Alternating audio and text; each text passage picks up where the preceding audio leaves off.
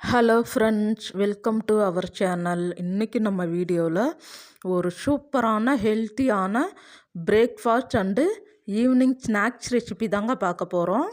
இது பார்த்திங்கன்னா சின்னவங்கள்லேருந்து பெரியவங்க வரைக்கும் எல்லாருமே சாப்பிடுவாங்க. அந்த அளவுக்கு டேஸ்ட்டாக இருக்கும். இது எப்படி செய்யலான்றதை வாங்க வீடியோக்குள்ளார போய் பார்க்கலாம்.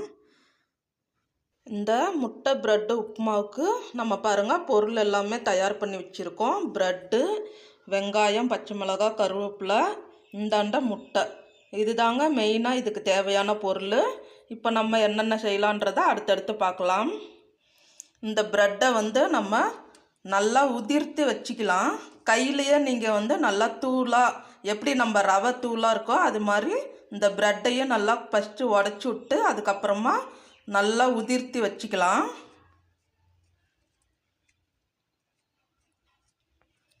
இப்போ பாருங்கள், எல்லா ப்ரெட்டையும் நம்ம இந்த மாதிரி கையில் நல்லா உதிர்த்தி விட்டினாங்களே நம்மளுக்கு வந்துடும். இந்த அளவுக்கு கொஞ்சம் பீஸாக இருந்தால் தான் நம்மளுக்கு வதக்கும் போது சரியாக இருக்கும். இப்போ இது ரெடியாக இருக்குது. இப்போ நம்ம கடாயை வச்சு உப்புமா செஞ்சுக்கலாம். அடுப்பு பற்ற வச்சு கடாயை வச்சுக்கோங்க. கடாய் சூடேறட்டும். கடாய் சூடேறிடுச்சு. இப்போ எண்ணெய் ஊற்றிக்கலாம். ஒரு 3 ஸ்பூன் போல் எண்ணெய் ஊற்றிக்கோங்க. நம்ம எவ்வளோ ப்ரெட்டு எடுக்கிறோமோ அதுக்கு தகுந்த மாதிரி எடுத்துக்கோங்க. எண்ணெய் சூடாயிடுச்சு. இப்போ கடுகு சேர்த்துக்கலாம். கடுகு ஒரு 3/4 ஸ்பூன் போல் சேர்த்துக்கோங்க. கடுகு பொரியட்டும்.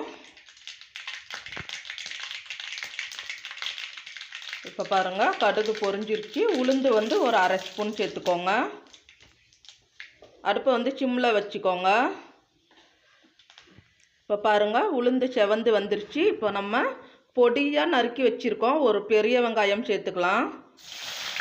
முடிஞ்ச அளவுக்கு கொஞ்சம் நல்லா பொடி பொடியாக கட் பண்ணி வச்சுக்கோங்க. இது கூடவே உங்களுக்கு காரத்துக்கு தேவையான அளவு பச்சை மிளகாய் சேர்த்துக்கலாம். நம்ம ஒரு 3 எடுத்துருக்கோம். பெரிய சைஸ் பச்சை மிளகாய் 3, அதோட ஒரு கொத்து கருவேப்பிலை அலசி சேர்த்துக்கோங்க. இது ஃபஸ்ட்டு நல்லா வதக்கிக்கலாம். ஒரு 30 செகண்டு போல் வதங்கினதுக்கு அப்புறமா மற்ற பொருளை சேர்க்கலாம். வெங்காயம் வதங்கிட்டு இருக்கிற கேப்பில் நம்ம முட்டையை உடச்சி வச்சுக்கலாம். நம்ம இன்றைக்கி 7 ப்ரெட்டு எடுத்திருக்கோம். 7 ப்ரெட்டுக்கு 3 முட்டை கரெக்டாக இருக்கும். நம்ம 3 முட்டையும் உடச்சி விட்டுக்கலாம்.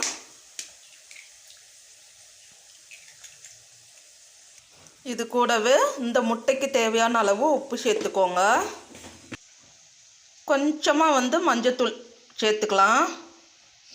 அப்படியே இங்கே வெங்காயம் வதங்கிட்டு இருக்கும்போதே இதுக்கும் கொஞ்சமாக நம்ம மஞ்சத்தூள் சேர்த்துட்டு வதக்கி விட்டுக்கலாம்.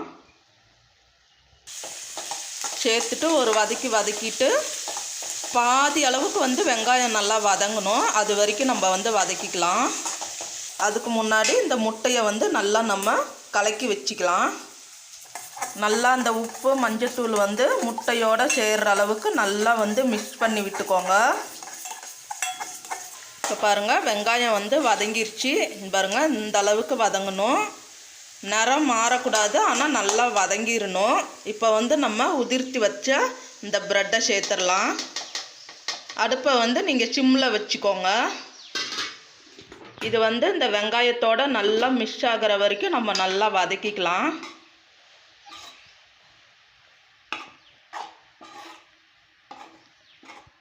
இந்த மாதிரி செய்யும்போது உங்கள் குழந்தைங்க நல்லாவே விரும்பி சாப்பிடுவாங்க. வெறும் ப்ரெட்டில் நீங்கள் செஞ்சுருப்பீங்க. ஆனால் இந்த மாதிரி முட்டை சேர்த்து செஞ்சுருந்தீங்கன்னா கமெண்ட் பண்ணுங்கள். செய்யலைன்னா இதை பார்த்து தெரிஞ்சுக்கோங்க. ரொம்பவே டேஸ்ட் டிஃப்ரெண்ட்டாக இருக்கும்.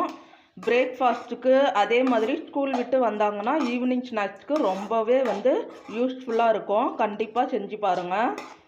இப்போ பாருங்கள், அந்த வெங்காயம் ப்ரெட்டோட நல்லா மிக்ஸ் ஆகிடுச்சு. இப்போது இந்த ப்ரெட்டுக்கு தேவையான அளவு உப்பு கொஞ்சமாக சேர்த்துக்கோங்க. சேர்த்துட்டு ஒரு 2 நிமிஷம் போல் நல்லா வதக்கிக்கோங்க.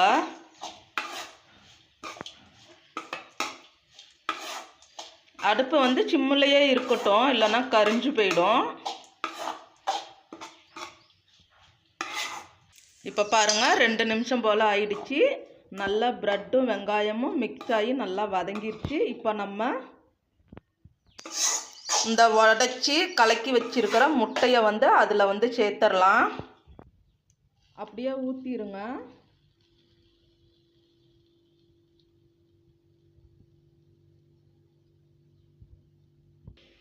ஊற்றிட்டு ஒரு 30 செகண்ட் போல் அப்படியே வச்சுருங்க. ஒரு கால் பாகம் வெந்த பிறகு நம்ம வந்து மிக்ஸ் பண்ணி விட்டுக்கலாம். இப்போ பாருங்கள் 30 செகண்ட் போல் ஆயிடுச்சு. இப்போ நீங்கள் வந்து வதக்கி விட்டுக்கோங்க. நல்லா வந்து எல்லா பக்கமும் பெரட்டி நல்லா மிக்ஸ் பண்ணி விட்டுக்கோங்க.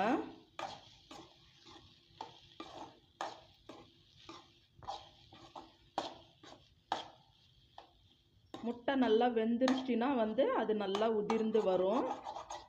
அது வரைக்கும் நல்லா வந்து ஃப்ரை பண்ணிக்கோங்க.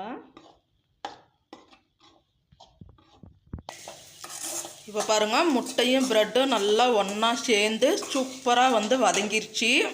நான் வந்து ஒரு நிமிஷம் போல் அப்படியே சிம்மில் வச்சுட்டு நல்லா வந்து கிளறி விட்டுக்கிட்டு இருந்தேன்.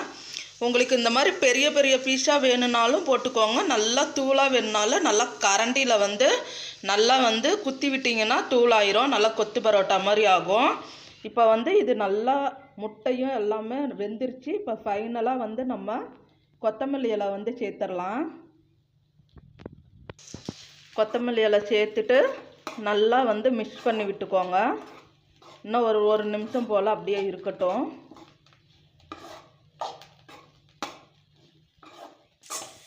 அவ்வளோதான். இப்போ ஒரு நிமிஷம் போல் ஆயிடுச்சு. நல்லா வதக்கி விட்டாச்சு. ப்ரெட் ஆம்ப்லேட்டே செஞ்சு சாப்பிட்றீங்களா? அதை விட்டுட்டு இந்த மாதிரி செய்யுங்க. இந்தமேட்டுக்கு இதே மாதிரி தான் செய்வீங்க. இது ஒரு ஹெல்த்தியான ரெசிபியும் கூட. கண்டிப்பாக உங்கள் குழந்தைங்களுக்கு செய்யுங்க. பெரியவங்க எல்லாருமே வந்து சாப்பிட்லாம். அந்த அளவுக்கு டேஸ்ட்டாக இருந்துச்சு. ட்ரை பண்ணி பார்த்துட்டு எப்படி இருந்துச்சுன்னு சொல்லுங்கள். இந்த வீடியோ உங்களுக்கு பிடிச்சிருக்குன்னு நம்புகிறேன். பிடிச்சிருந்தால் லைக் பண்ணி ஷேர் பண்ணி கமெண்ட் பண்ணுங்கள். மறக்காமல் சப்ஸ்கிரைப் பண்ணிக்கோங்க. தேங்க்யூ.